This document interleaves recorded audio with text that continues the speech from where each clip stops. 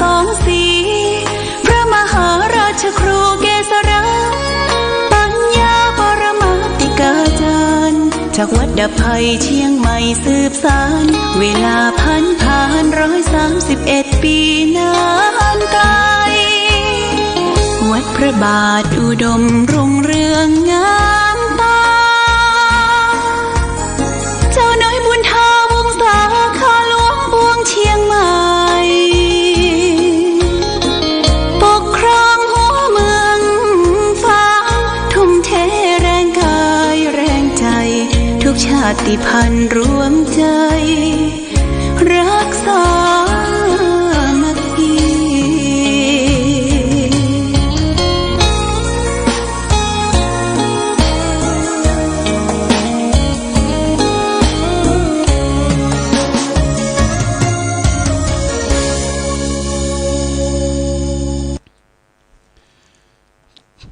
เจริญสุขศรัทธาสาธุชนญาติโยมท่านพุทธบริษัททั้งหลายวันนี้รายการธรรมประทีปส่องต่างก็ได้มาพบปะกับพ่อแม่พี่น้องศรัทธาสาธุชนญาติโยมแห่งครั้งหนึ่งณที่สถานีวิทยุชุมชนคณะสงฆ์อำเภอฝาง 100.25 เมกะเฮิรตซ์แล้วก็ได้ออนไลน์ไปยังสถานีต่างๆของคลื่นสีขาวก่อนอื่นต้องขอบคุณกับเจ้าของสถานีทางบรรพชิตและคฤหัสถ์ทุกท่านช่วยกันเผยแผ่พระธรรมคำสอนขององค์พระสัมมาสัมพุทธเจ้าที่พระองค์ทรงมอบหน้าที่ให้พุทธบริษัทเราทั้งหลายตั้งแต่ภิกษุภิกษุณีอุบาสกอุบาสิกาช่วยกันจันรงรักษาพระพุทธศาสนาโดยการเผยแผ่ธรรมประพฤติปฏิบัติธรรมร่วมกันวันนี้เป็นวันอังคารที่17เดือนตุลาคมพุทธศักราช2566ซึ่งตรงกับเดือนเกี่ยงเหนือเดือน11ใต้ขึ้น3 ค่ำญาติโยมขึ้น3 ค่ำวันนี้อากาศท้องถิ่นก็สดใสแช่มชื่นแจ่มใสฟ้าฝนก็หยุดตกวันนี้หยุดตกแต่ว่ามันก็จะมาอยู่ฟ้าฝนเนี่ยมันก็จะมาตามพายุที่พัดมาสู่ประเทศไทยเฮาที่ไหนมีฝนตกฝนซึงที่ไหนที่นั่นก็จะมีแต่ความชุ่มชื่นเบิกบานแจ่มใสต้นไม้ใบหญ้าก็เขียวขจีไปทั่วอันนี้เป็นสัญลักษณ์ของความอุดมสมบูรณ์พูนสุขที่ไหนแห้งแล้งแห้งผากฝนบ่ตกถูกต้องตามฤดูกาลเป็นที่แห้งแล้งที่นั่นก็สร้างความลำบากทุกข์ยากคือแก่พ่อแม่พี่น้องประชาชนญาติโยมท่านสาธุชนทั้งหลายเราก็ได้ทราบข่าวได้หู้ข่าวโลกของเฮานี่มันยังบ่สงบร่มเย็นเตื้อ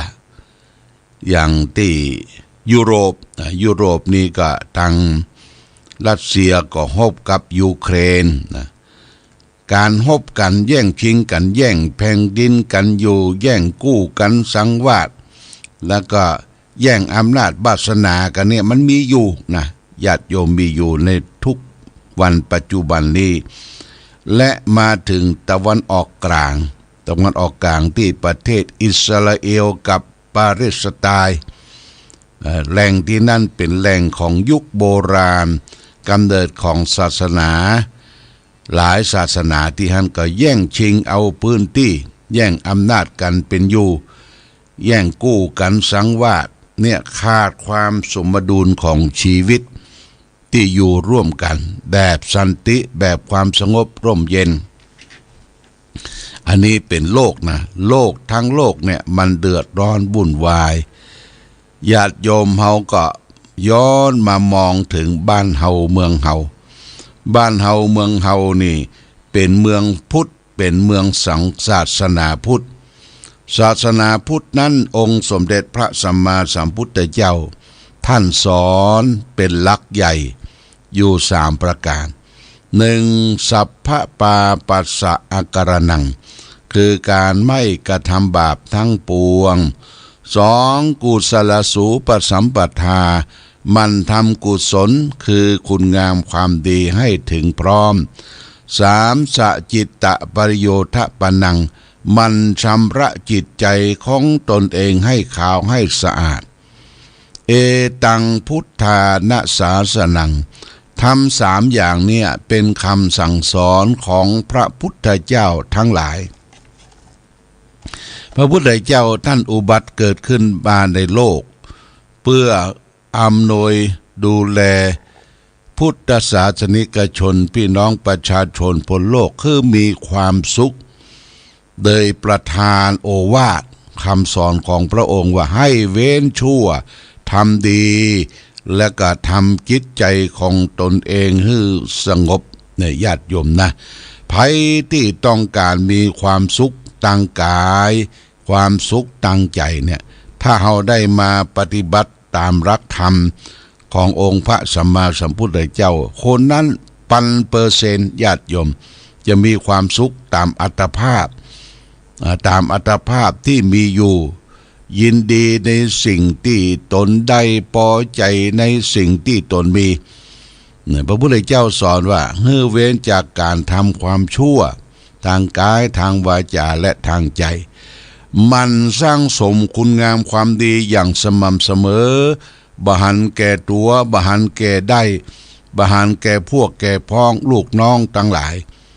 แล้วก็มันชำระจิตใจของตนเองให้ขาวให้สะอาดก็คือการไหว้พระสวดมนต์ประพฤติปฏิบัติธรรมเว้นชั่วทำดีและก็ทำจิตใจ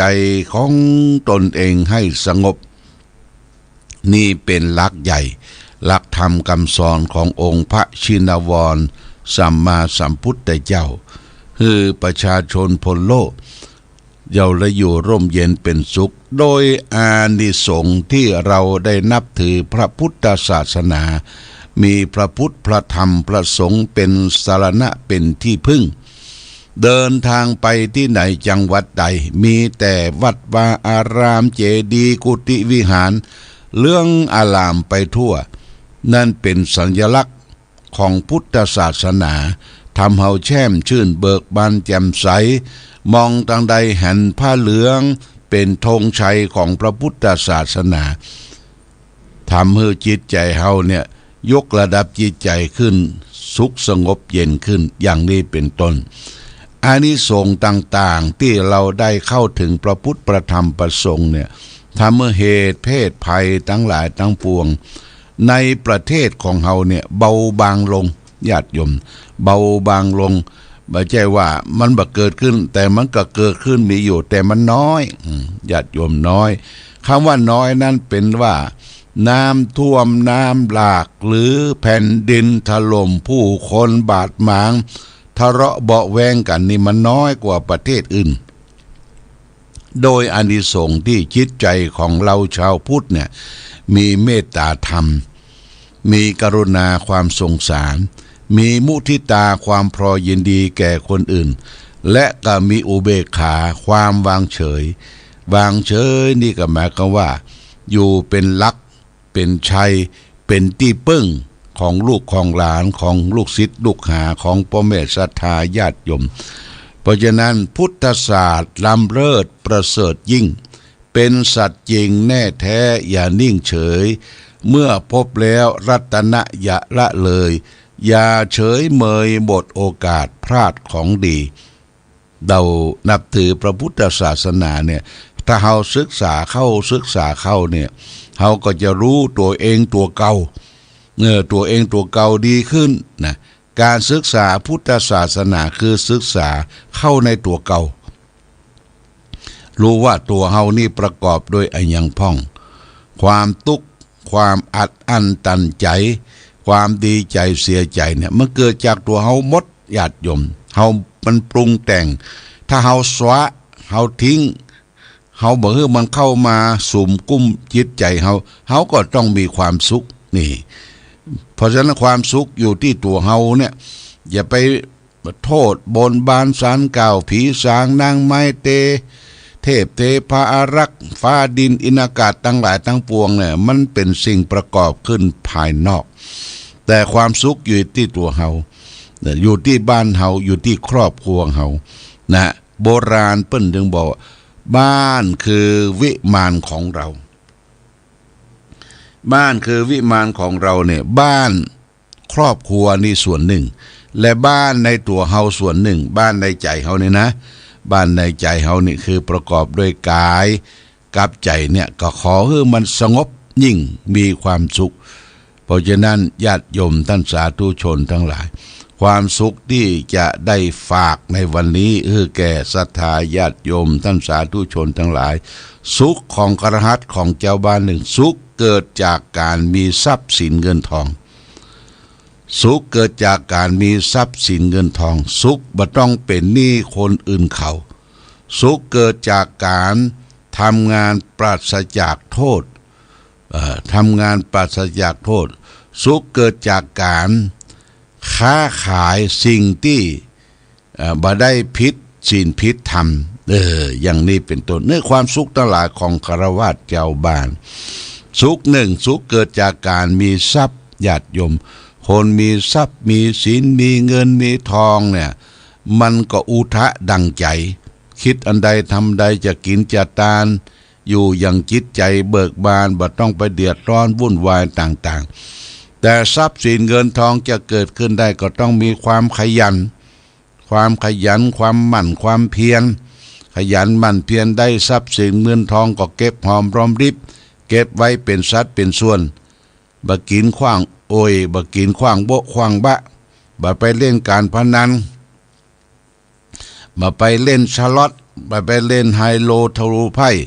บ่ไปเล่นบ่กองทีเนี่ยเขาก็จะต้องมีสตางค์เก็บเชฟละญาติโยมสุขเกิดจากการมีทรัพย์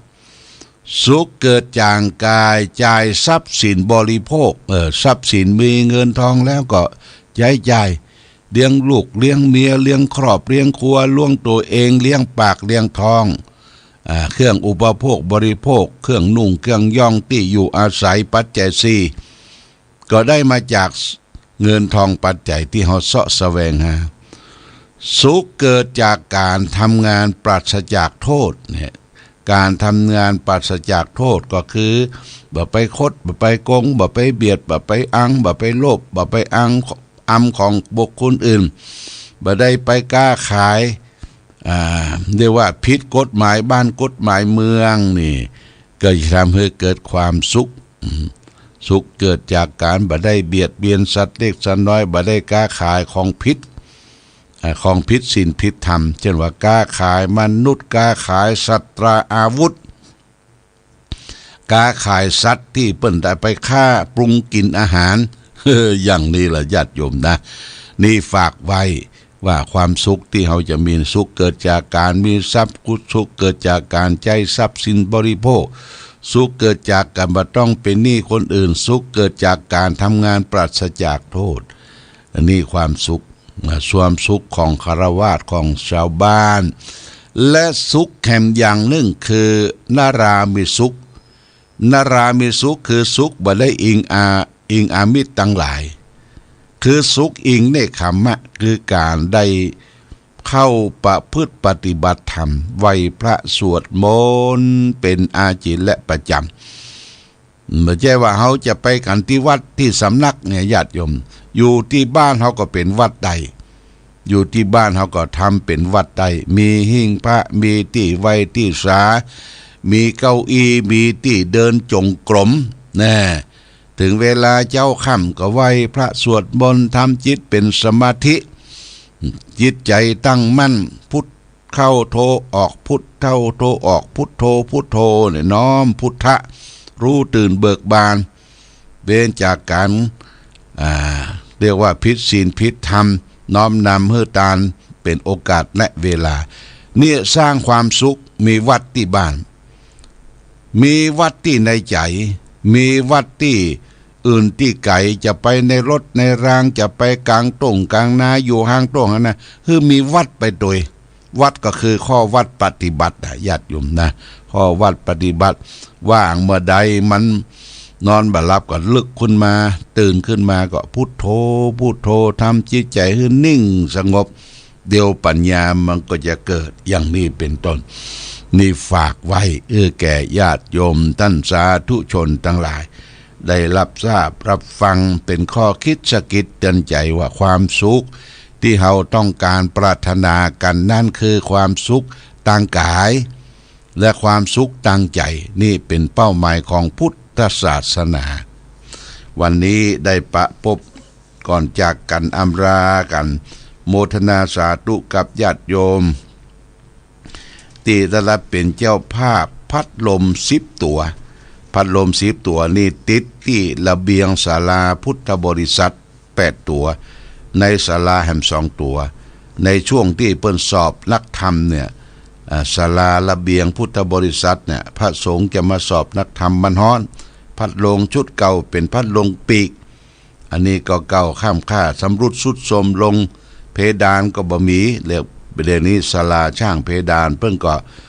ได้แปลงเพดานติดเพดานขึ้นใหม่โมทนาสาธุอันประกอบไปด้วยเจ้าภาพพัดลมนางสายใจหันตระกูล1 ตัว 1,500 บาทโยมวีนาโยมวีนาหานตระกูลนายวุฒิกรเตียสกุล1 ตัว 1,500 บาทนายประนพสุทธศินา2 ตัวตาลฮื้อพ่อฮื้อแม่นางผ่องใสดอนดี2 ตัวตาลฮื้อพ่อฮื้อแม่นางชลิตามีสอนฤทธิ์2 ตัวตาลฮื้อพ่อฮื้อแม่แม่ชีดวงดีการะหงสำนักวิปัสสนา1 ตัว 1,500 บาทและแม่สมควรดงดัง1 ตัว 1,500 บาทนี่พัดลมนะญาติโยมที่เราจะได้ติดตั้งใหม่ที่ศาลาพุทธบริษัทพร้อมกันนั้นก็ต้องขออนุโมทนากับญาติโยมที่เป็นเจ้าภาพช่วยกันที่จะแปลงแต้นแก้วกับเครื่องทรงองค์พระเจ้าละแข่งก็มีพ่อน้อยบุญปันมะโนครบ้านเสาหิน300แม่สายลุงพิกูลบ้านเสาหิน300พ่อรถแม่เอ้ยตันติมาบ้านแม่ห้าง200พ่อน้อยอ้วนแม่อัมพรหน่อแก้วบ้านสันประคา1,000แม่อุ้ยแก้วก้อนแป้นบ้านห้างต่ำ1,000แม่จันสงวงเคียนบ่อนปิ่นใต้1,000แม่อุ้ยเฮือนกุยเขียวบ้านแม่คำเชียงราย100นายประเวศมะนีจักแม่สาว60 บาทแม่แก้วรุนตรีตระกูลหนองยาวใต้2,000นะ2,000ตึงแต้นแก้วตึงเครื่องทรงแม่จันโสมมะนีจักแม่สาว200แม่จิตรานางสาวปัทมาพรอินล่าปุ้นดอยหล่อดงประหวาย500ป้อน้อยนวลพรหมมูลบ้านต้นซ่านสามัคคี300แม่ชีหลู่ละยอยสำนักวิปัสสนา500แล้วก็แม่เครือวันยะทองบ้านแม่ขา240คำน้อยเทียนแก้วอุทิศแม่เหมยเทียนแก้วนี่เพดานเนาะระเบียงเพดานนี่600คำน้อยเทียมแก้วอุทิศคือแม่เหมยเทียมแก้วนี่เป็นระเบียงต่อเติมศาลาการประเรียนเนี่ยแถม500 บาทปองกันนี้โมทนากับแม่คำน้อยสุปัญญาบ้านสวนดอกบำรุงสถานีแห่ม200 บาทโมทนาสาธุญาติโยมท่านสาธุชนทั้งหลายที่ได้ให้ได้หอมได้ทำบุญสุนทานช่วยกันทนุบำรุงพระพุทธศาสนาอาตมาก็เป็นตัวซื่อตัวกลางเนาะเป็นตัวซื่อตัวกลางเชิญชวนญาติโยมท่านสาธุชนทั้งหลายได้สร้างสมคุณงามความดีเกิดมาทั้งทีทำดีคือได้จะตายทั้งทีได้ฝากเดียวไว้ทำดีไว้ให้ลูกทำถูกไว้ให้หลานทำความชื่นบานไว้กับประเทศชาติบ้านเมืองของเฮา นี่จึงขออนุโมทนากับทุกท่านทุกคนมาณโอกาสนี้ขอท่านทั้งหลายได้ประสบสุขโชคดีประกอบไปด้วยอายุวันนะสุขะภระมีปฏิภาณทนสารสมบัติธรรมสารสมบัติทุกทิวาราติการเหมือนกันทุกรูปทุกท่านทุกคนโดยเทิน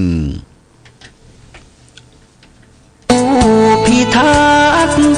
รักษาจิตด้วยความดี แห่งนี้เป็นพระนัก